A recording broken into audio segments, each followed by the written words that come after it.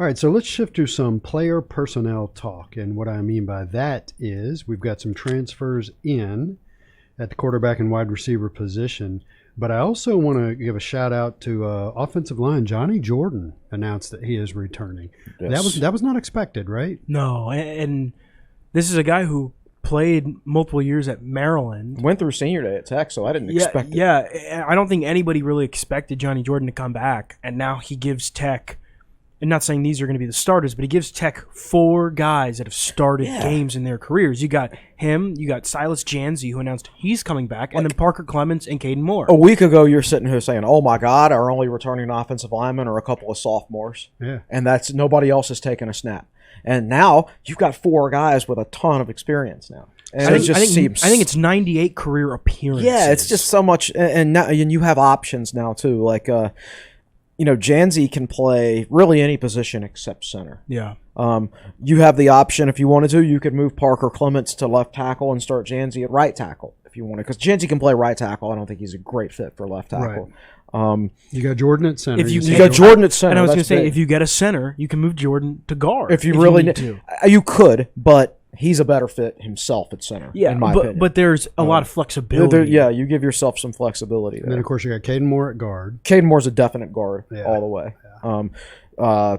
Clements is a definite tackle, whether it's right or left. Yeah. Okay. And then you got Janzi can play any of them except for center.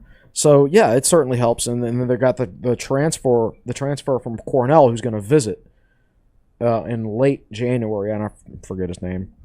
But he's got all his Final 5 is like Virginia Tech, Auburn, Penn State. Yeah, it's an impressive. So you're talking about a good player. You got Joe Rudolph a good time. Right, exactly. Well, and you got to figure that played a huge role in Jordan's decision to stay and play another year. Yeah. Now, Jordan, I think people have probably forgotten this. He was Big Ten honorable mention at Maryland. He was a good player. He's just sitting behind Brock Hoffman at center and filling in at guard. Right.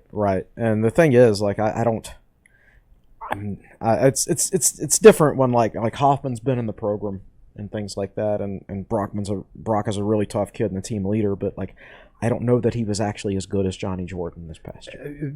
We've been looking at the PFF grades, and I don't think Brock Hoffman had a great year. Right. I believe in the story it was maybe last Friday's Q&A when you went over the PFF grades for all the guys. Brock Hoffman was bottom of the list for offensive linemen. The offensive lineman that played. But didn't he win one of those humanitarian awards? Yeah. Is that he's a good leader. No, right. And Brock is what you can't put into words is like what he brings culturally. Yeah. Like we talk about Virginia Tech's lack of toughness and lack of player development and things like that, and lack of leadership. And I think you can say that about most positions on the Virginia Tech roster, but you cannot say that about the offensive line. Where players have developed under Vance Weiss, they show toughness. And they generally win their one-on-one battles. Exactly, and this delves off a little bit, but you know how every spring and every August during the preseason, like Vance Weiss was always like, well, I don't have a depth chart, and then the players would be like, well, we come out one day and I'm playing right, I'm the first string right guard, and then the next day I'm third string left tackle, and he mixes and matches it. Part of that is, yes, you're trying to get guys used to playing each other. You're trying to create some competition, and you're trying to get guys used to playing multiple positions because you never know who's going to get hurt and you might need it, blah, blah, blah.